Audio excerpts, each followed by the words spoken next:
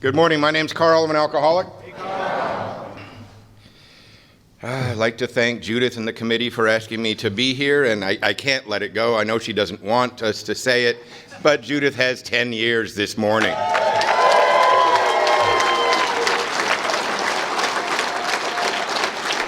And we call that double-digit sobriety, and the reason that's such a big deal to get double-digit sobriety is nobody's made it to triple digits yet. Someday. Anyway, I'm just really impressed with, I don't know, I'm going to just a little bit more of kissing your, I believe the AA history books will have a pre-Judith and a after Judith in North Dakota. It really will. There will be a definitive line right there as to what it looked like. Anyway, if you are brand new, we've had some interesting Chapter 5 readings. If you are brand new and just detoxing from 2 weeks of a methamphetamine run, that did actually just happen in the room where they were bouncing around all over the place. That was not your imagination. It actually did happen. And then yesterday we had the Braveheart version of Chapter 5, which was read by Ivor. That was wonderful.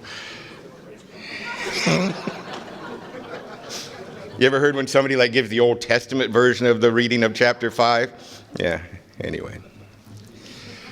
The reason I asked her to read that thing is that question, what do you mean by that, and just what do you want me to do? I swear if I could have been honest when I was new in Alcoholics Anonymous and they would always read Chapter 5 and they would read Step 3, if I would have had any type of ability to verbalize how I was feeling, I would have stood up and said, hey, wait, hang on. What do you mean by that? And what do you want me to do? Right? Because it's really, made a decision to turn my will and life over to the care of God. I don't know, that kind of reeked of coming down to the altar. It really did. And, and everybody, praying on you, or maybe you're going to get wet. And, I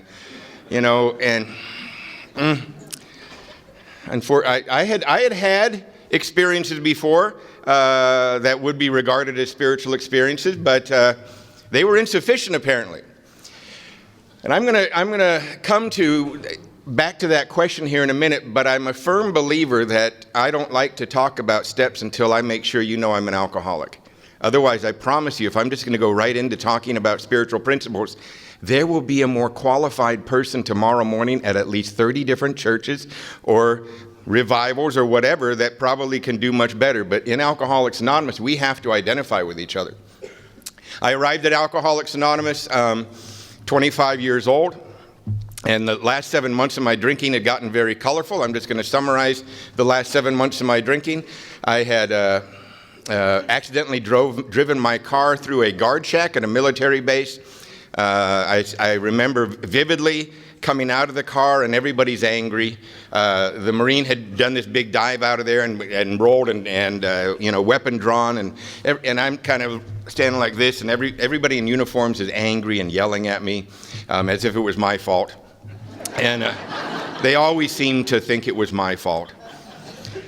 And the Marine was all right. I was being patched up at the hospital for minor injuries, and they were reading new charges on me. And new charges is nothing significant in my life. At this point, new charges, literally, that was happening about every 90 days if you're living the way I'm living. So there was nothing significant about that. But the most significant thing that happened that morning is the Navy doctors prescribed this stuff called Antabuse for me. I know, I always get the groans in there. If I talk at a PTA meeting, they never go, oh, yeah, Antabuse. There's always, in this crowd, there's always some groans and some identification and, oh, right? And I was now under orders to show up at sick bay every single morning, and the corpsman would put me, I had to sit there, and the corpsman would have me stick my tongue out, and he'd put this little white pill on my tongue and make me sit there for a half an hour to make sure the Antabuse actually ingested in my system. And what happened over the next 7 to 10 days is that the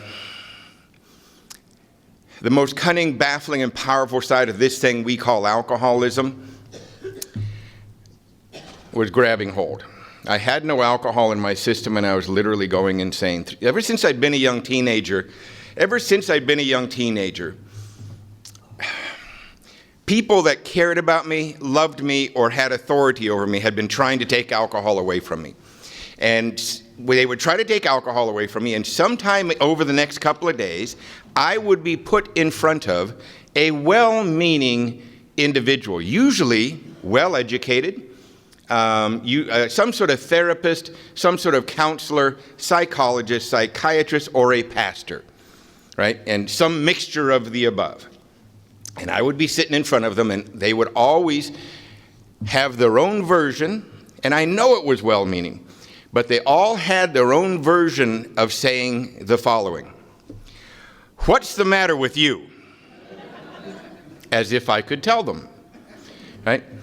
If I could have verbalized what was the matter with me, I would have said something like this, but I didn't have the ability, especially when it would be police officers yelling at me. "Yes, I understand why you are upset. I agree with you. The price for my drinking seems to be getting very high. I'm not happy the car is on fire either. I'm with you on this. I get it. I get your astonishment at the situation." But I would follow it with this: "But if you knew how I felt when I wasn't drinking, you wouldn't ask me why I drink." And that feeling had kicked in during the following few days on antabuse. And I remember counting those days, just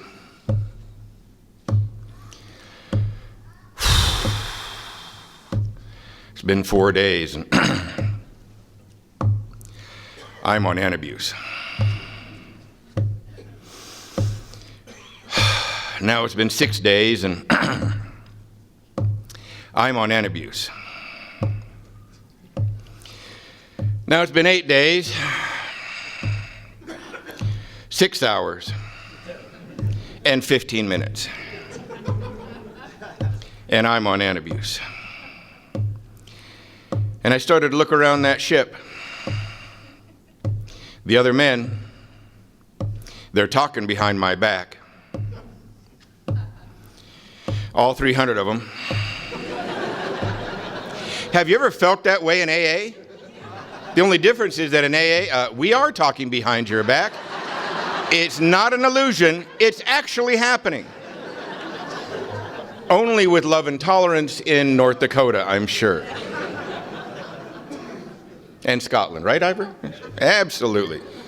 Love and tolerance prevails all. On the 10th day, I just snapped. I went AWOL from my ship, and I locked myself in a little hotel room in downtown San Diego, the Plaza Hotel. It's on 4th and Broadway. It's still there. This would have been May of 1986 that I'm talking about. And the Plaza Hotel in May of 1986 cost $13 a night. They have rehabbed that whole area of downtown San Diego, and the Plaza Hotel is still there, but they left it just the way it was. It is now $19 a night. I checked about a year and a half ago. You should check the Yelp reviews on the Plaza Hotel, 4th and Broadway. I remember sitting on the edge of the bed and had a bottle of vodka and a shot glass. And I remembered that the Navy doctors had given me a very stern warning about drinking on top of antabuse when they'd prescribed it for me. They had said, "Son, you need to understand that if you drink on top of this antabuse, you are going to get one of two reactions. One reaction is you will get violently ill. The other reaction is you might die." I remember looking at the bottle and I thought, well, I wonder which reaction I'm going to get. I took one shot and nothing happened. Authority had lied to me again as far as I was concerned.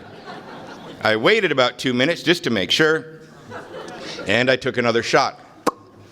All of a sudden I felt tingly in the face, so I looked in this cracked little mirror that was in this hotel room, and I was bright red, blotchy and purple in places. Took another shot. All of a sudden I could feel my heart going boom, boom, boom. Looked at my shirt, I was drenched in sweat, and then all of a sudden I was like, hyperventilating. We're doing all right so far.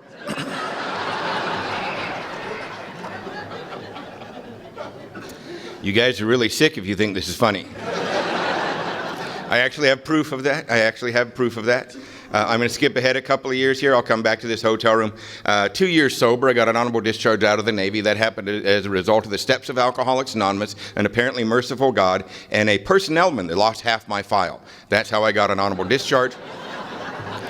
But my first sponsor, another man on my ship named Bob W., and his sponsor were real sticklers about that ninth step, and they had told me that I had, my parents had paid for a bachelor's degree back when I was 18, 19, 20, 21, 20. I had spent 4 years at a university and got 10 credits. That's what I had done with my parents' money.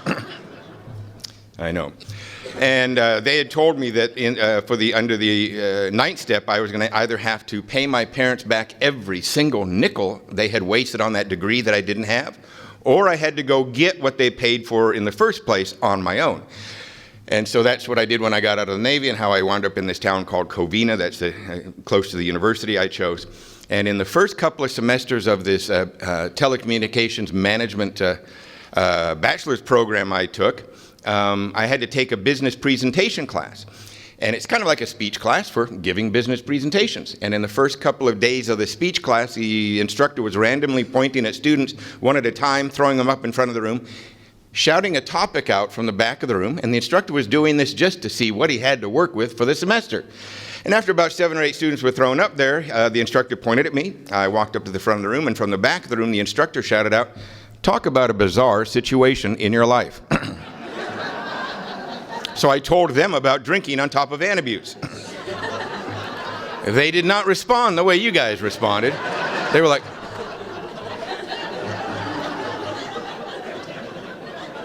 there were a couple of guys in the back going, "Woo, right on, party!" So anyway, I'm back in the hotel room, I'm red-faced, I'm hyperventilating, I'm sweating. And I took another shot, and up it came. My second sponsor was a man named Eddie Cochran. He died in 1999 with 47 years of sobriety. His sobriety date was December 2nd, 1951. Literally one of the pioneers of Southern California Alcoholics Anonymous. Karl remembers him. Don, you probably remember him too. Yeah. He used to call what happened to me next projectile regurgitation. This is a new level of puking I'm unfamiliar with, right? Because we all understand normal puking, right? One of the tools for living is you learn how to puke. You know, you get that little warning, right? A little warning, sour taste in the back of your throat, maybe a little bit comes up in the mouth, and we go, and we all know, based upon experience, we have 30 to 60 seconds to find a bathroom if there happens to be one. If we're driving, we've learned our lesson, get the window down, right? Blowing all over the dashboard, it gets in the ventilation system. It only has to happen once for us to learn. We're not stupid, right? But we get the warning. But here on the antabuse, no warning. It's just, ah! Sort of this Linda Blair spray across the room. And thank God the Plaza Hotel is the type of hotel room where the toilet is in the same room with the bed. It's a design feature, I believe, maybe to make convicts feel more at home upon release. I'm not really sure.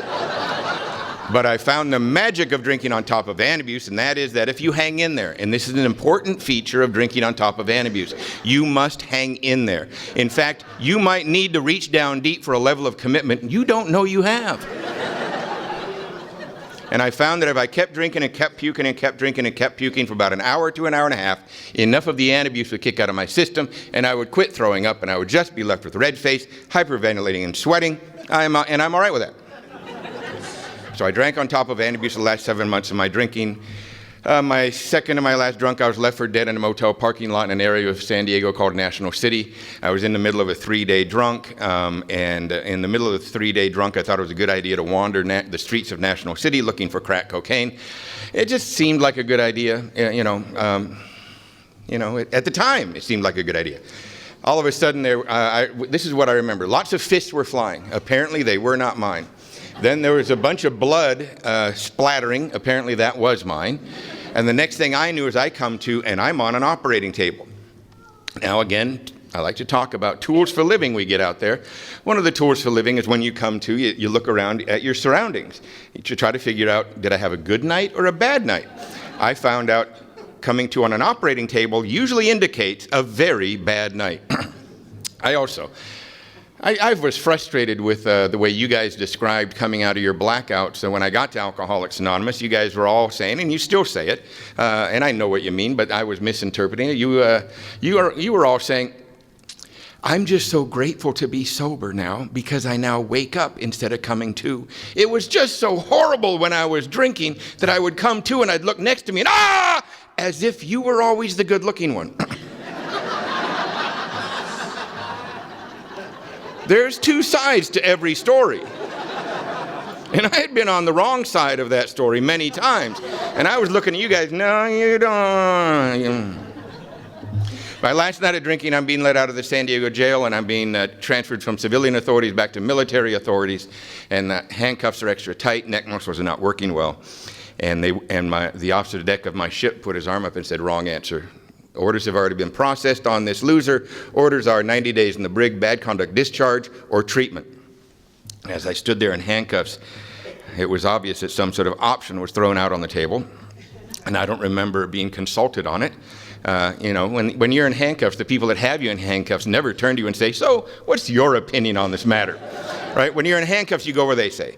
And I was immediately turned around and taken up to this military treatment center up in the north end of San Diego. And when the doors were locked behind me, that's when they took the handcuffs off me. There's no better symbol of how the country I'm supposed to be serving and the society I'm supposed to be living in feels about how Karl Morris acts out there in the world without Alcoholics Anonymous than that. There's no better symbol that they are only willing to take the handcuffs off me when the doors are locked behind me.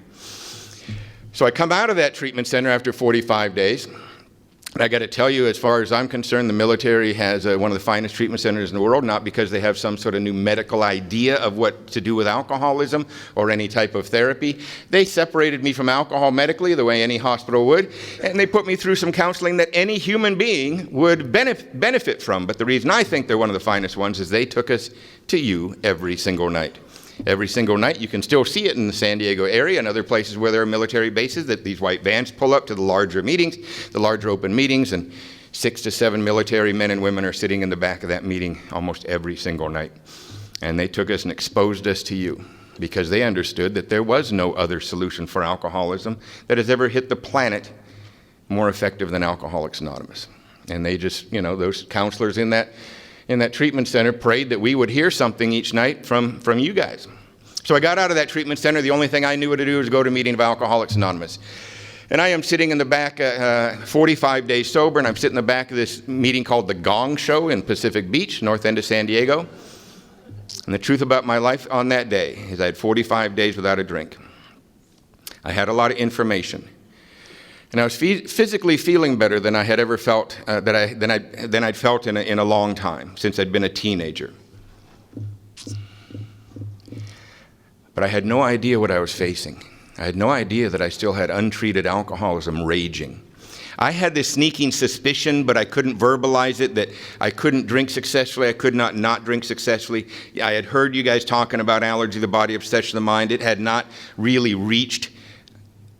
That concept had not really engulfed me yet the way I feel it needed to be engulfed. You see, I'm a firm believer there are two surrenders that I had to have. One was I had to surrender to getting my butt kicked by alcohol. My next surrender had to be a surrender to Alcoholics Anonymous.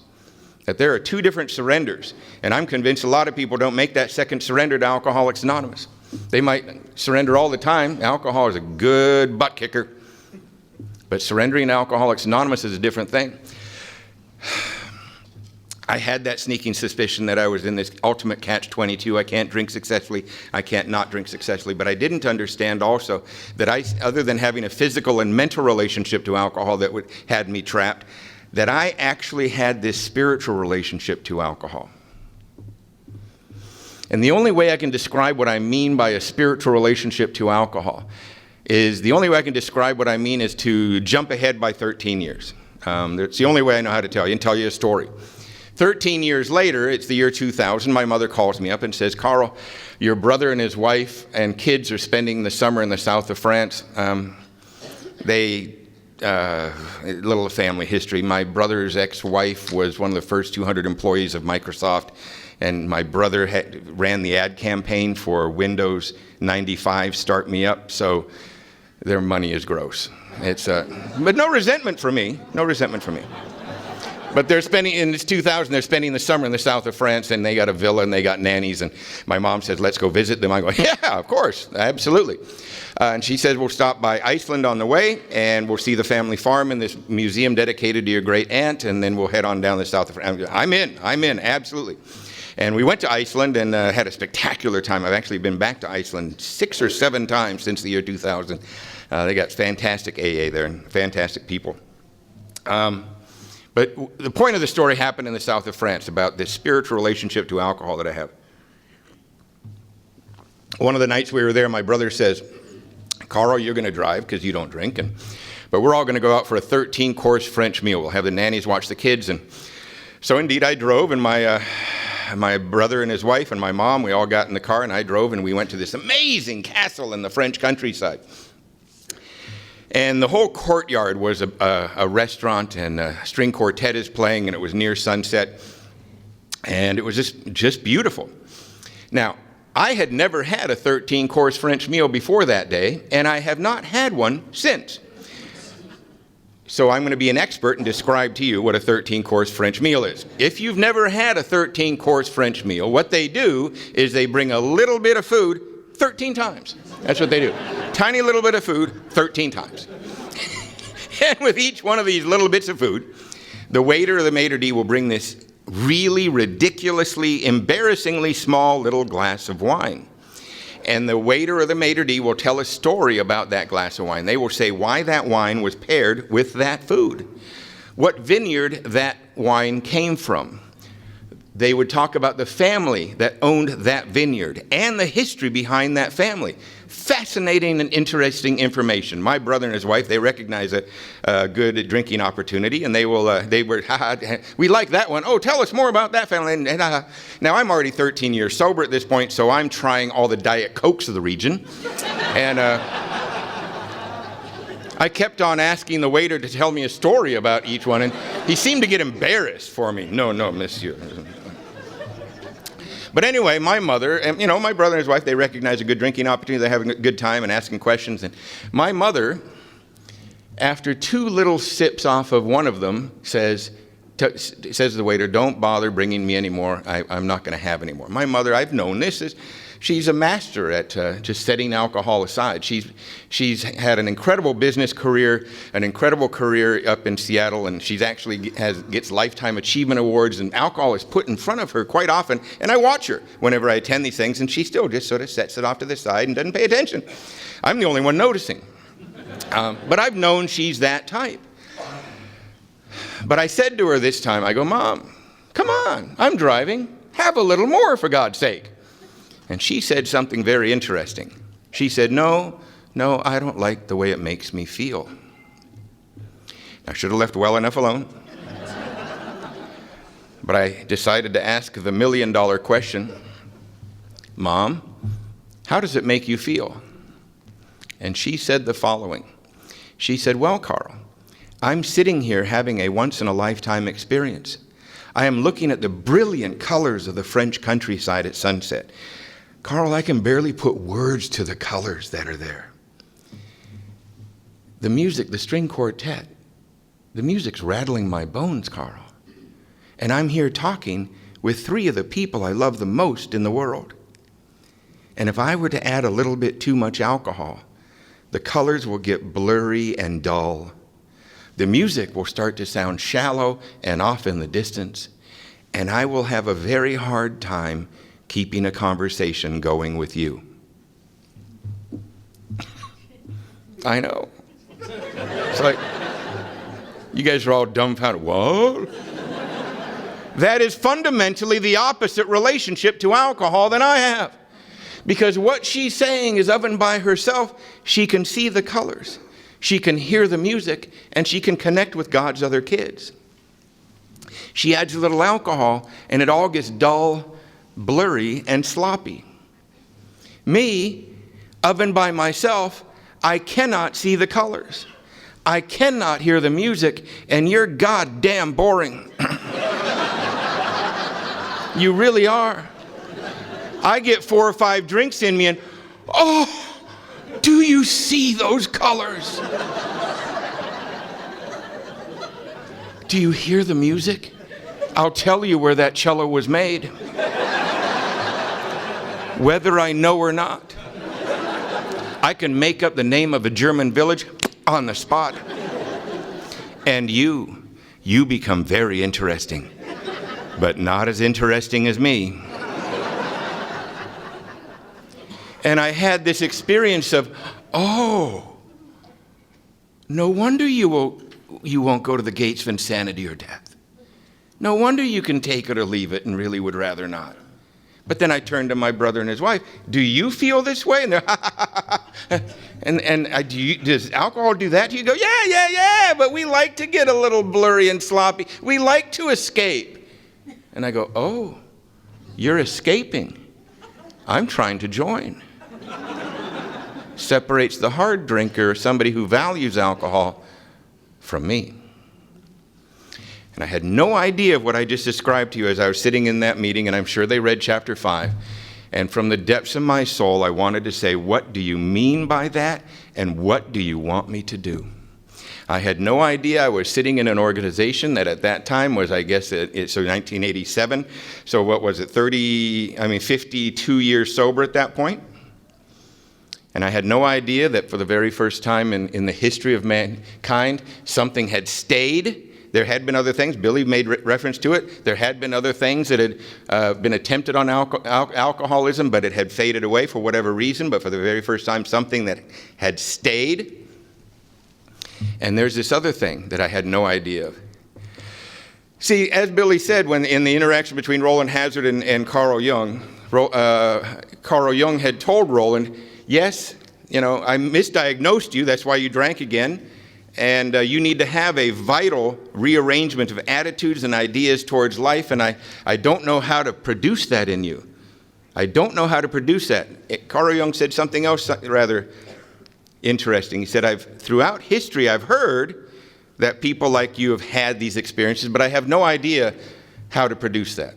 So what Carl Jung was saying is that throughout history, ever since mankind first invented alcohol, there have been us. Right? I kind of picture it as a caveman walking along with a bunch of grapes. A few dropped off. They got stepped on for a few days. Another guy licked it up off the dirt and bingo, right?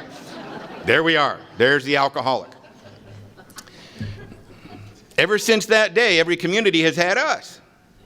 And over the centuries, one of us would get sober. Just sort of like a stray kernel of popcorn. Poof! Just get sober. And the whole community would go, if the drunk was named Fred, if the town drunk was Fred, and all of a sudden, poof, Fred was sober, the town would go, Fred, what happened? I don't know. You got to come help my son. You got to come help my mother. Come on. And Fred's going, I don't know what happened. How do I help? I don't know how to help. I don't know what happened to me. So now Fred is sober, but useless, right? He's useless. He doesn't know how to help anybody. In fact, not only is he useless, he's a bad example to the rest of us alcoholics. Because now our families are saying, why can't you be like Fred? So I guarantee you throughout history, there were a number of Freds found floating down the river. And it was the other drunks that got rid of them, right? Can't have that bad example in town. Walking around sober, for God's sake. What happened in 1935 is that this thing called Alcoholics Anonymous figured out how to mass produce that.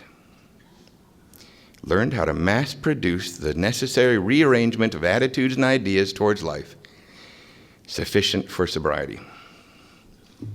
Just like when Henry Ford, before the Model T Ford, when Henry Ford came up with mass production, only the rich, not only just the rich, the uber rich could afford the automobile.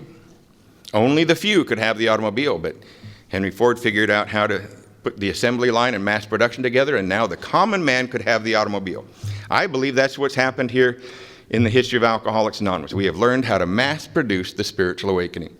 And I had no idea sitting in the back of that meeting that if I stayed, Alcoholics Anonymous was going to put me on an invisible assembly line. And at the end of that, I was guaranteed to have my own version See, I don't think we all have the same version of the spiritual awakening, and that's what's so beautiful about Alcoholics Anonymous. We don't define it.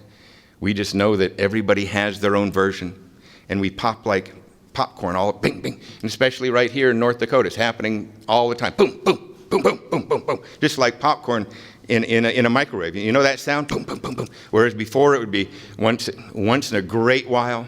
Now it's happening all the time. When they would say that, what do you mean by that, and what do we do? When from my soul, when they'd read step 3, made a decision to turn our will and our life over to the care of God as we understood Him. And what do you mean by that? What do you want me to do?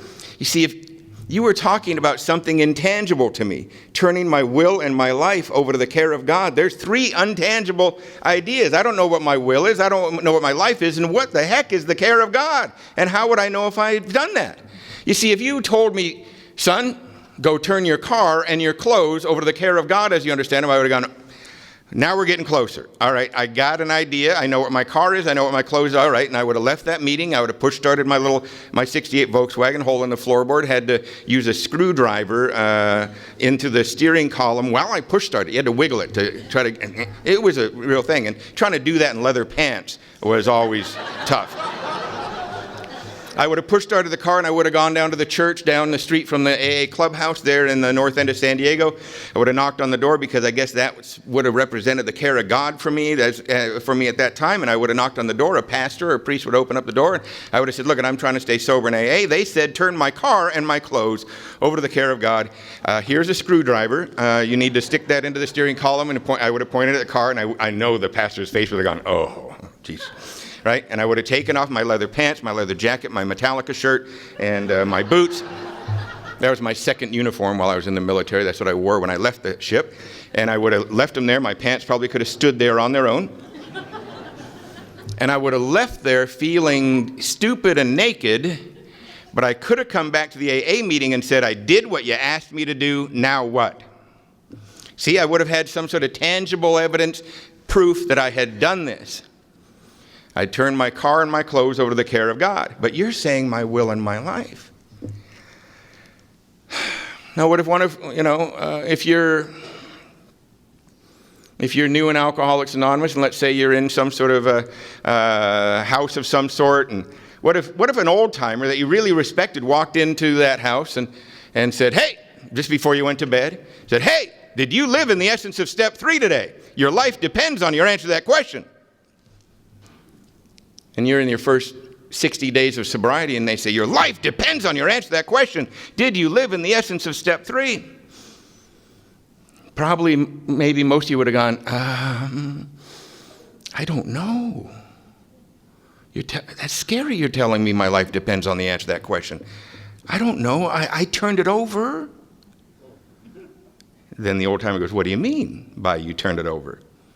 I don't know. Somebody said it in the meeting. I thought I'd just throw that in there. I just sort of hope to get rid of you, right? But wouldn't it be nice if that new person could answer that question, look the old timer in the eye and answer that question? Wouldn't it be nice? So let's try to figure out what maybe that whole question encompasses.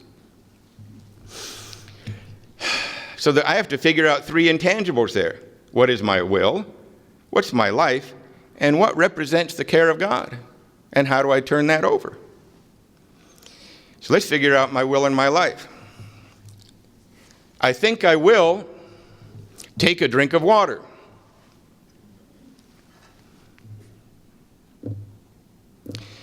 If you're listening to this on the recording, I'm just standing here looking stupid.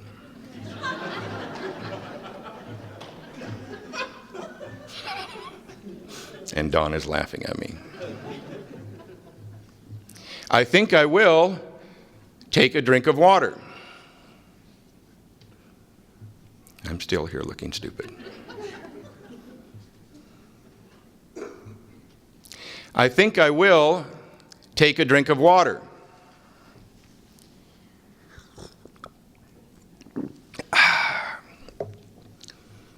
I just changed my life.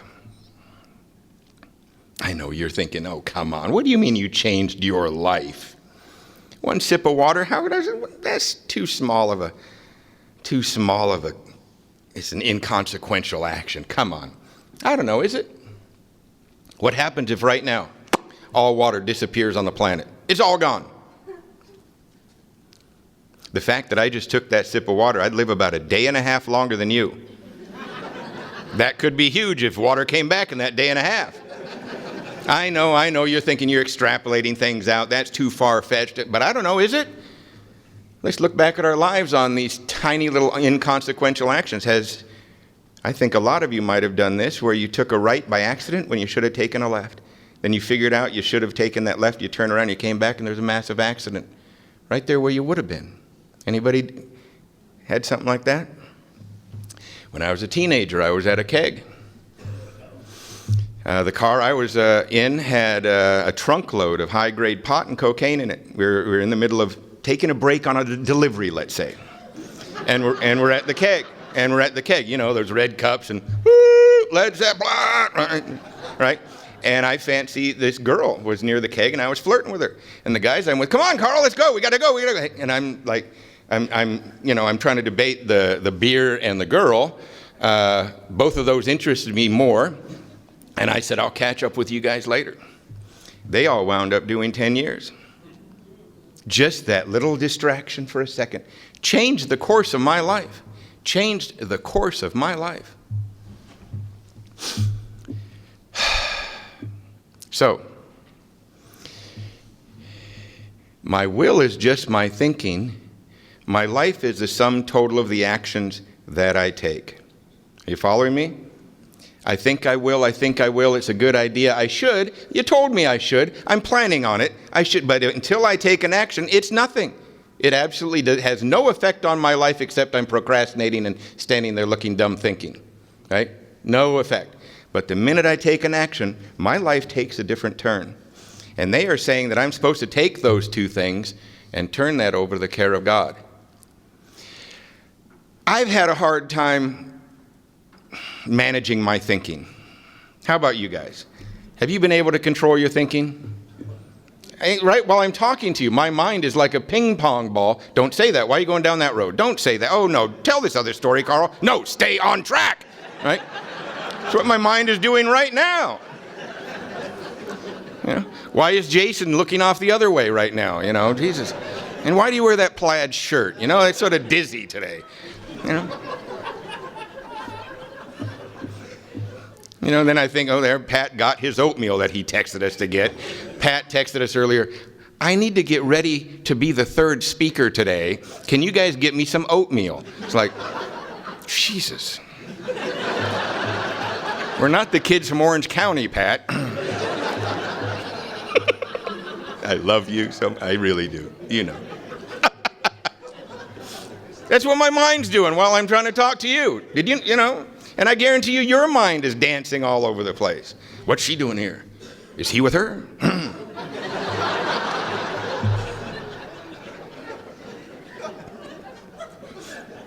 So I've never been able to control my thinking. So I know this could be blasphemy. We're going to change the wording of step 3. Okay, the first version of changing the wording of step 3 would be, made a decision to turn my thinking and my actions over to the care of God. But let's drop the thinking because I really can't control it. I know this could be blasphemy, but I just want to make this simple for the newcomer going to bed when the old-timer scares them. All right? Let's change the wording. Made a decision to turn my actions over to the care of God as I understood him. See, there's that age-old spiritual axiom. We cannot think our way into better acting. We can only act our way into better actions, act our way into better thinking. So let's move it to made a decision to turn my actions over to the care of God as I understood him. If I'm a newly sober alcoholic and I'm looking for a place to turn my actions over to that represent the care of God, where would that be? If I'm a newly sober alcoholic that's looking for a place to turn my actions over to that represent the care of God, where would that be? I know this is going to sound like a funny version of, a weird version of AA history. And there's very few facts, but I just make stuff up anyway.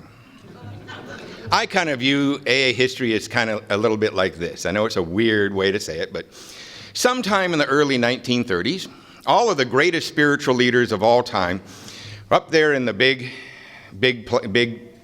wherever we go when we leave here, right? Everybody has a different idea of what that is. We all like to call it the big meeting. I think Patty's talking tonight. And before I go on, I just want to throw out one of my... Patty was supposed to be here, along with her son Pat. Pat is here. Patty passed away on January 10th. She was truly one of the finest members of Alcoholics Anonymous, not only in Southern California, but the world. Really one of the people that could carry the message like no one else. And I'm just going to throw out one little of my favorite sayings. Jason threw out one of his, but she used to say, I had a hard time identifying, especially when I would hear a woman say that she burnt the toast and came to AA. Then I realized, she said, that I had burnt a whole house down and there was probably a loaf of bread in there.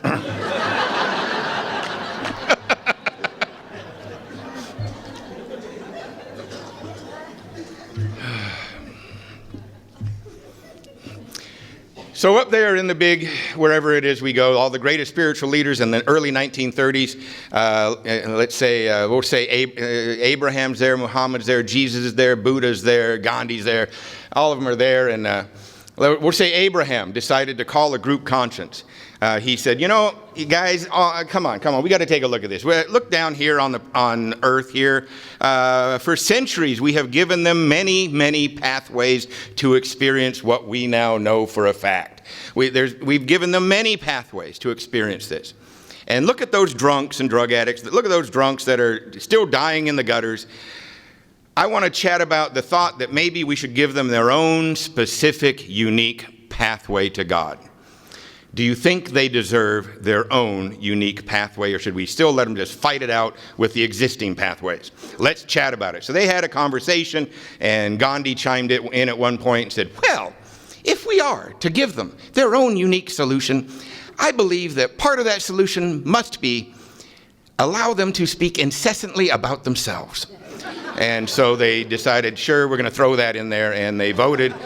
They voted and said, yes, we're going to do that. And so now Abraham had to look down, or maybe Muhammad looked down, or Jesus, or all three of them looked down and they saw this stock speculator and a proctologist.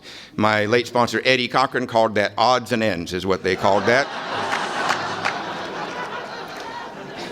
And they gave us this beautiful, amazing gift, which was a unique pathway to experience this great love we use that word God for, that would be sufficient to find sobriety. And they gave this amazing gift.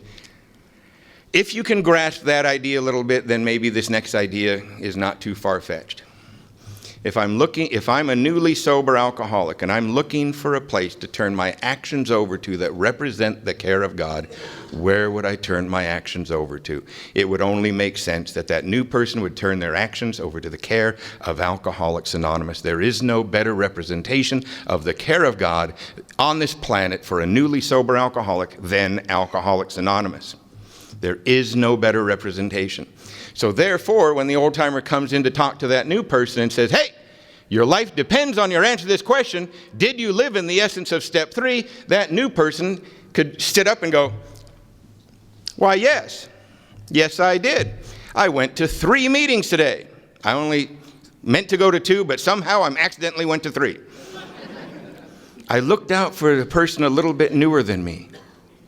I called my sponsor and I helped the coffee person clean up after the meeting. Yes, old timer, I did live in the essence of step 3. I was under the care of Alcoholics Anonymous. I don't know any better representation of the care of God than that for me at this point in my life. Or they could say, and equally as important, no, I didn't. I actually forged my little court card this place makes me sign. I didn't call my sponsor. When my sponsor called me, I lied to him. I lied to everybody around me. I did nothing for my recovery. But I'll try better tomorrow. But at least he can tell the truth and say no. Knowing where you're at is the most important thing. Even if it's knowing where you're at that you did bad today, and we're not paying attention to your alcoholism, that's important too. Another version of this idea of, see, I'm trying to explain my experience in Alcoholics Anonymous in that I had to have a second surrender. I had surrendered to alcohol so many times. I had surrendered to alcoholism many times. The other speakers have described it again and again, where it just kicked my ass. Too sick, too broke, too tired. I never could stop a drunk on my own. I love the old physics analogy. An alcoholic in motion stays in motion until acted upon by an outside force, right? That's me. You got to stop my drunk. An outside force, too sick, too broke, too tired, or arrested, right? That is how the drunk stops. And I'm trying to explain my experience of how, as best I can, as to what happened in this second surrender when I surrendered to Alcoholics Anonymous and quit fighting the ideas of what Alcoholics Anonymous is and completely give myself to this simple program. We read it in chapter 5. Those who do not recover are people who cannot or will not completely give themselves a simple program. And I know at least if there's 250 people in the room right now, I know that 50 of you just said, I don't know about that completely thing. My parents warned me, they're happy I'm sober, but they don't want me to get involved in a cult. My uncle called and said, I hear there's a cult. I'm going to disprove the cult theory right now. A cult says to the potential new person, give up all your worldly possessions, quit talking to your family, and come in here with us.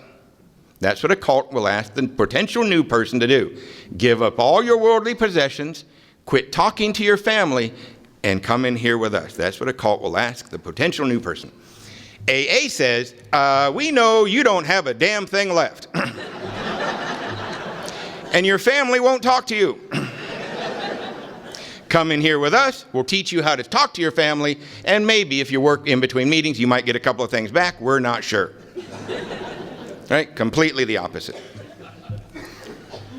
But I like to talk about the way I like to visualize completely giving myself to this simple program, turning my will and life over to the care of God through Alcoholics Anonymous, because I still view it that way. I still utilize Alcoholics Anonymous. I search other things all the time, but I'm also a part-time atheist. Oh, did he really say that? Yes, I doubt on many, many days. I go weeks where I do not feel it at all. I feel like I'm in a barren desert, but I still show up here fully well knowing I am under the care of God in Alcoholics Anonymous. But my soul can feel desperately bare. I'm going through one of those times right now, but I still show up. And the way I like to visualize this being in the center of Alcoholics Anonymous is kind of like this. Another time that I felt very, very desperate was in 2007 and 2008. I'd gotten married, and we have these two beautiful kids, Madison and Ryan. Ryan turns 12 on Monday, and I turn 32 years sober on Monday. He was born on my 20th AA birthday. It almost felt biblical, for God's sake, when he arrived. It really did. And Madison is 14, but we got divorced back in 2007 and 2008. And of course, for the first number of months, we got attorneys, and the attorneys actually made it worse. Anybody have that experience? Where the attorneys kept the arguing going, when if we would have just talked to each other, it might have been better. We figured that out, and we fired the attorneys, and we actually wound up making a deal that has actually worked quite well. And one of the deal is that I will provide a middle-class lifestyle for them, for my ex, while she does most of the child rearing. We split the house we had into 2 townhouses, but it was 2008. You couldn't sell a house then, right? So they stayed there, and for the first 6 years until 2012, or 4 years, they stayed in that house up near the golf course where I golf all the time. And this never happened, but I like to visualize this as staying in the center of Alcoholics Anonymous. During that time they were in that house near the golf course, I used to still drive up to go golfing early in the morning. Let's say if it would have been a cold California morning, about 58 degrees. And I was driving by, and this never happened, but let's say, right, that this happened. I drive by and I see my kids out in the driveway naked and freezing. right? Oh, man.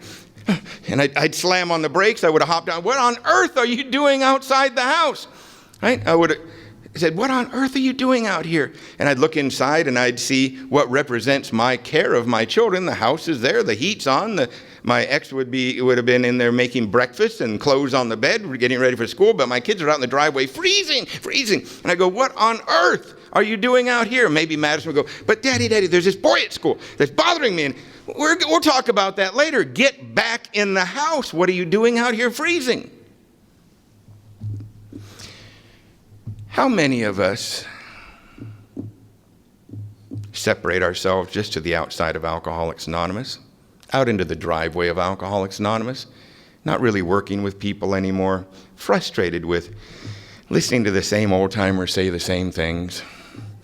Not when, why do I want to make coffee? That should be for somebody else. And sort of just move out to the driveway of Alcoholics Anonymous and then wonder, why is my life falling apart? And then we might even pray to God, God, help! My job is falling apart. My relationships, my friendships, they're all dicey right now. What on earth is happening? Far be it from me to say anything about what God feels about us, but I sort of visualize it as God is out there saying, get back in the house. What are you doing out in the driveway? We'll talk about those other problems when you get back in the house. Right? Greatest love I've ever experienced is those kids. I got to tell you. I really love them. And I've never felt that way about you people with parents in here. You know what I'm talking about. And if not, I know that God does not withhold this love only for parents. I know it. You'll experience it a different way if you seek. But this happened with kids. It's like I met who I would die for. I've never felt that way about another human being. I know the military made me raise my right hand and say I would die for you, but I was really hoping it was not going to come to that.